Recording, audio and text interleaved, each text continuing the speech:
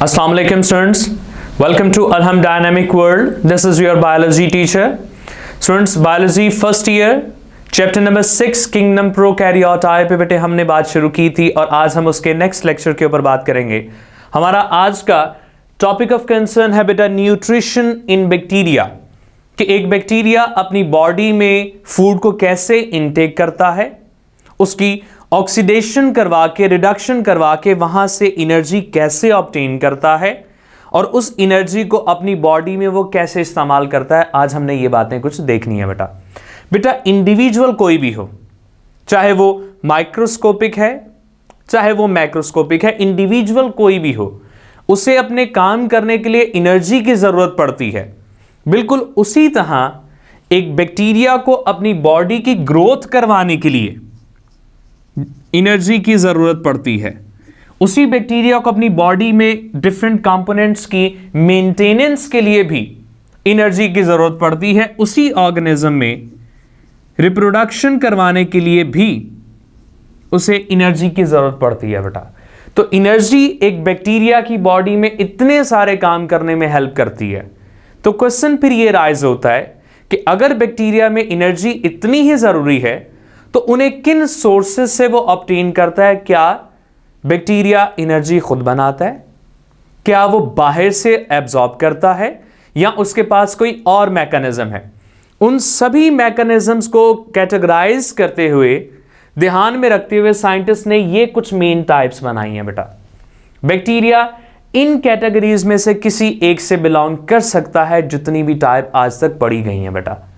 Bacteria की सबसे पहली टाइप हो सकती है हेटेरोट्रॉफिक बैक्टीरिया। उनकी आगे दो फर्दर सब टाइप्स हैं बेटा, एक है सेप्रोफाइटिक बैक्टीरिया और एक है पैरासाइटिक बैक्टीरिया।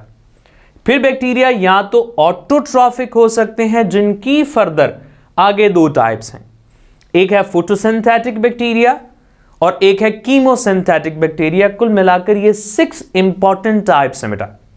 हमने इन्हीं टाइप्स को अपने नेक्स्ट पॉइंट्स के अंदर पढ़ना है और हर एक के कैरेक्टर्स के बारे में देखना है कि वो किस तरह से दूसरे से डिफरेंट है बेटा।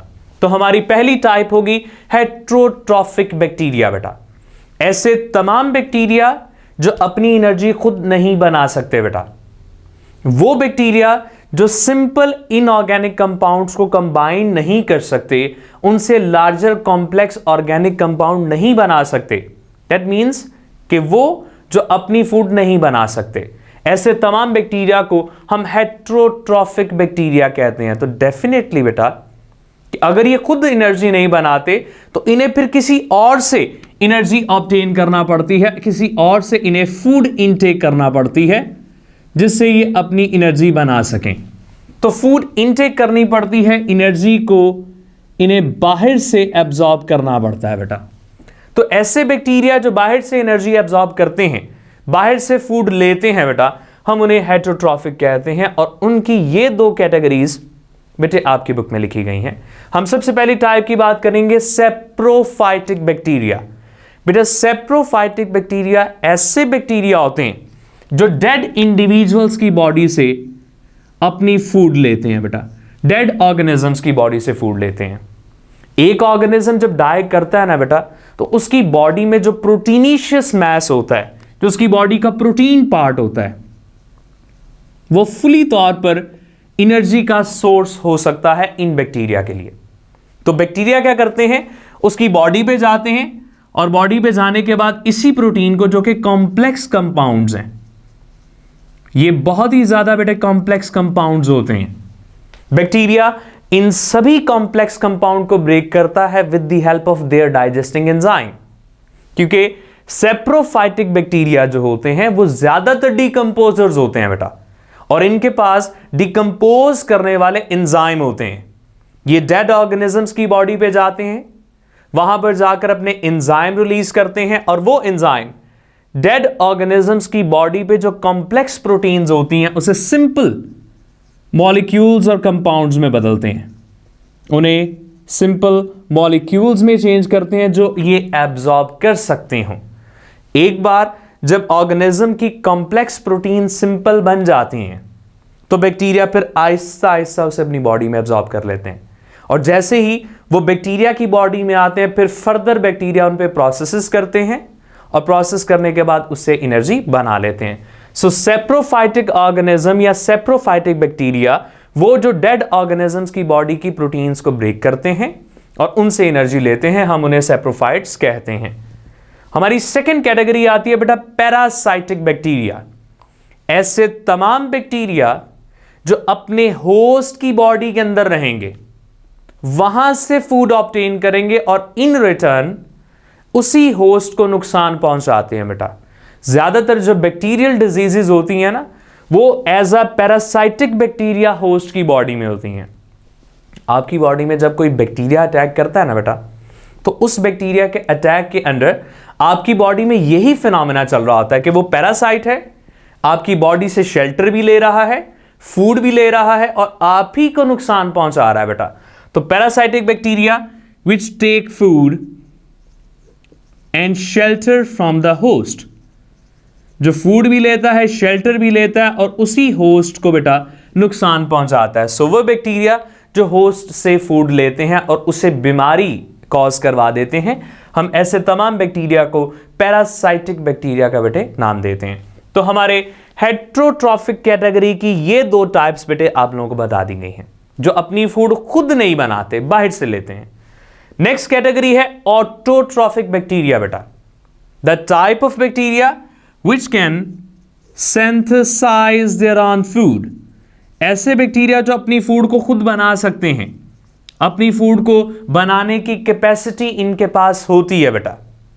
कैसे बनाते हैं? क्योंकि इनके पास फोटोसिंथेटिक पिगमेंट्स होते हैं बेटा। और इनमें क्या प्रॉपर्टीज हैं? ये वाटर को या ऐसे कंपाउंड्स को जो हाइड्रोजन के सोर्सेज हैं उन्हें इस्तेमाल कर सकते हैं, सनलाइट को भी एब्जॉर्ब कर सकते हैं। वो सारी प्रॉपर्टीज इनके पास हैं जो फोटोसिंथेसिस के लिए चाहिए। लाइक ये सिंपल जो ऑर्गेनिक कंपाउंड्स होते हैं उन्हें ऑर्गेनिक कंपाउंड्स बना सकते हैं जो कॉम्प्लेक्स नेचर के होते हैं। तो सिंपल कंपाउंड्स को कंबाइन करके ऑर्गेनिक कॉम्प्लेक्सेस बनाना इनके पास प्रॉपर्टी होती है बेटा। तो दे कैन कंबाइन। उसके बाद ये जो ऑटोट्रॉफ्स होते हैं बेटा, ये बहुत सारी अलग अलग कैटेगरीज के होते हैं। जरूरी नहीं है कि तमाम के तमाम जो बैक्टीरिया हैं जो ऑटोट्रॉफ्स हैं, जो अपनी फूड बना सकते हैं, वो सनलाइट को ही एब्जॉर्ब करें, हाइड्रोजन सोर्स को एब्जॉर्ब करें और फिर कॉम्प्लेक्स फूड बनाएं। और भी बहुत सारे हैं। कुछ बैक्टीरिया डिफरेंट तरह के जो इनऑर्गेनिक एलिमेंट्स या कंपाउंड्स या आयंस होते हैं ना बेटा, उन्हीं को ब्रेक करके अपनी एनर्जी बना लेते हैं, उन्हीं को ऑक्सीडाइज करते हुए अपनी एनर्जी बना लेते हैं। तो इसी चीज के बिहाफ पे दो टाइप्स हैं बेटा, दो सब टाइप हैं, दो सब कैटेगरीज हैं ऑटोट्रॉफिक बैक्टीरिया की। सबसे पहले आती है बेटा फोटोसिंथेटिक, जैसा कि इसके नाम से ही क्लियर है। फोटो यानी कि लाइट, सिंथेटिक मीन सिंथेसाइज, के लाइट की मदद से सिंथेसाइज किया जाना।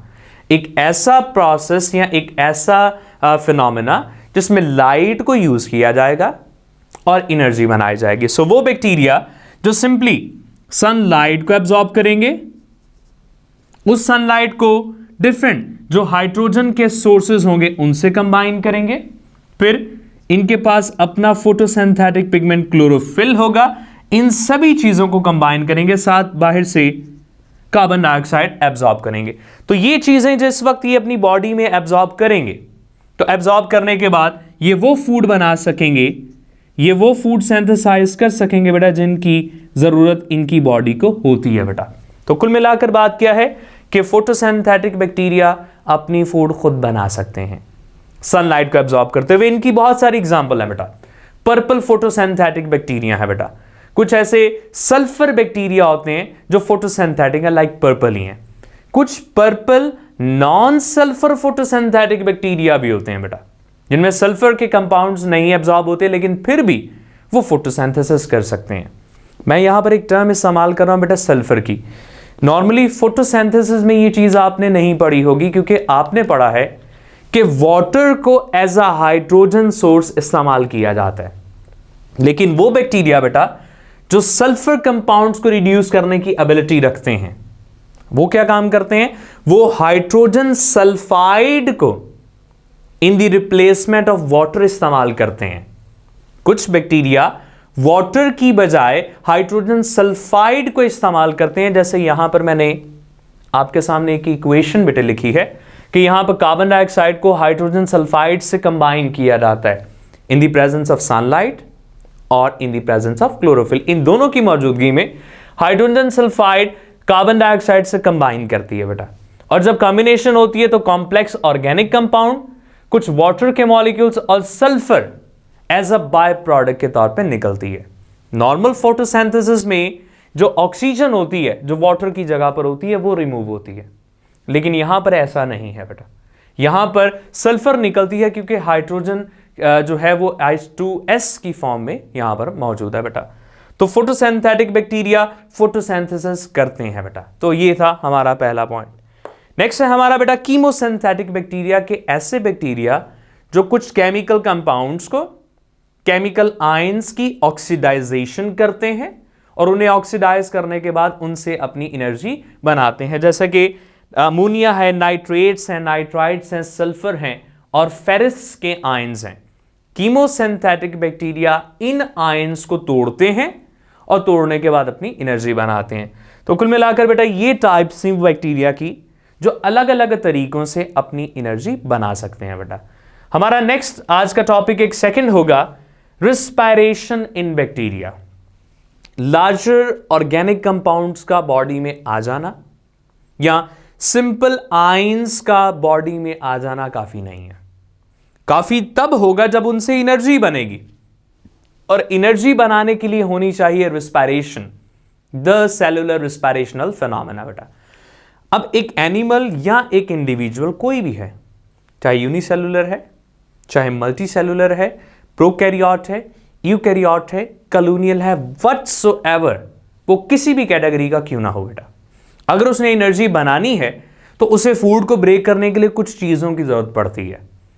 कुछ को ऑक्सीजन की जरूरत पड़ती है और कुछ को ऑक्सीजन नहीं चाहिए होती।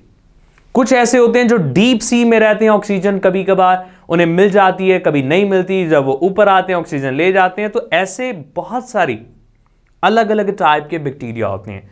ऑक्सीजन को यूटिलाइज करने के बिहाफ पे, ऑक्सीजन को रिस्पायरेशन में इस्तेमाल करने के बिहाफ पे यहां पर 4 अलग टाइप के बैक्टीरिया आपके सामने लिखे हैं बेटा। इनकी रहने की जगह डिफरेंट है बेटा, इनकी लोकेशन डिफरेंट है बेटा, इनकी ऑक्सीजन यूजिंग कैपेसिटी डिफरेंट है बेटा। उसी के बिहाफ पे ये 4 टाइप्स बनाई गई हैं। हम इन्हें 1 बाय 1 करके देखेंगे। हमारी पहली कैटेगरी ऑफ बैक्टीरिया है बेटा aerobic bacteria. Arrow mean air, ऐसे बैक्टीरिया जिन्हें रिस्पायरेशन के लिए ऑक्सीजन की एक्सेस अमाउंट चाहिए होती है, जो कि ऑक्सीजन के बगैर सरवाइव नहीं कर सकते बेटा। अगर आप ऐसे बैक्टीरिया को एक कंटेनर में रखते हैं जो पूरी तरह से सील टाइट है, ये बैक्टीरिया सर्वाइव नहीं करेंगे, उसी वक्त मर जाएंगे। और ये सूडोमोनास जो है बेटा, Pseudomonas is an example of aerobic bacteria बेटा। तो ये ऑक्सीजन के बगैर नहीं रह सकते। सेकेंड टाइप है बेटा एन एरोबिक बैक्टीरिया बेटा। ऐसे बैक्टीरिया जिन्हें रिस्पायरेशन के लिए ऑक्सीजन की जरूरत नहीं पड़ती, जो ऑक्सीजन की एब्सेंस के बगैर रहते हैं बेटा। हम ये टर्म इस्तेमाल करते हैं कि ऑक्सीजन इनके लिए एज अ पॉइजन के तौर पे काम करती है बेटा। जैसे ही ऑक्सीजन इनके साथ आई नहीं, ये फौरन डिस्ट्रॉय कर जाएंगे बेटा। तो इस तरह के ऑर्गेनिज्म को हम एन एरोबिक बैक्टीरिया कहते हैं बेटा, जैसा कि स्पायरोकीट्स हैं बेटा। स्पायरोकीट एक एग्जाम्पल आपको पढ़ाई थी स्पाइरल बैक्टीरिया के अंदर बेटा, तो ये उसी की कैटेगरी है जो एनारोबिक है। नेक्स्ट है बेटा फैकल्टेटिव बैक्टीरिया, थर्ड कैटेगरी। ऐसे बैक्टीरिया बेटा जिन्हें ऑक्सीजन मिल जाए तो भी सर्वाइव करेंगे, और अगर ऑक्सीजन इन्हें नहीं मिलती तब भी सर्वाइव करेंगे। ऐसे बैक्टीरिया को हम फैकल्टेटिव बैक्टीरिया का बेटे नाम देते हैं। लास्ट कैटेगरी है बेटे माइक्रो एरोफिलिक बैक्टीरिया। ऐसे बैक्टीरिया जिन्हें ऑक्सीजन की बहुत ही माइन्यूट क्वांटिटी रिक्वायर होती है, बहुत ही कम चाहिए होती है, और सर्वाइवल के लिए वो काफी है बेटा। तो माइक्रो एरोफिलिक बैक्टीरिया की एग्जांपल है बेटा कैम्पाइलोबैक्टर। फैकल्टेटिव बैक्टीरिया की एग्जांपल है एशेरिकिया कोलाई। एनारोबिक बैक्टीरिया की एग्जांपल है स्पायरोकीट्स। एरोबिक बैक्टीरिया की एग्जांपल है बेटा सूडोमोनास। तो ये वो कैटेगरीज हैं बैक्टीरिया की बेटा जो एग्जिस्ट करती हैं पाई जाती हैं, पढ़ी और समझी जाती हैं बेटा। मैं उम्मीद कर रहा हूं बेटा कि आपको ये समझ आ गई है, क्योंकि हमने आज दो टॉपिक पढ़े हैं, nutrition in bacteria and bacteria types with reference to obtaining their food. Second, respiration in bacteria and types of bacteria with reference to the oxygen utility। अगर किसी बच्चे को इनमें से किसी भी पॉइंट पे समझ नहीं आई होगी तो हम इंशाल्लाह बेटा उसे अपने क्वेश्चन आंसर सेशन के अंदर लाजमी देखेंगे बेटा। आपका नेक्स्ट लेक्चर, इसके बाद जो नेक्स्ट पॉइंट होंगे हम उन्हें अपने नेक्स्ट लेक्चर के अंदर डिस्कस करेंगे बेटा। आप तब तक अपना ख्याल रखिएगा बेटे। अल्लाह हाफिज।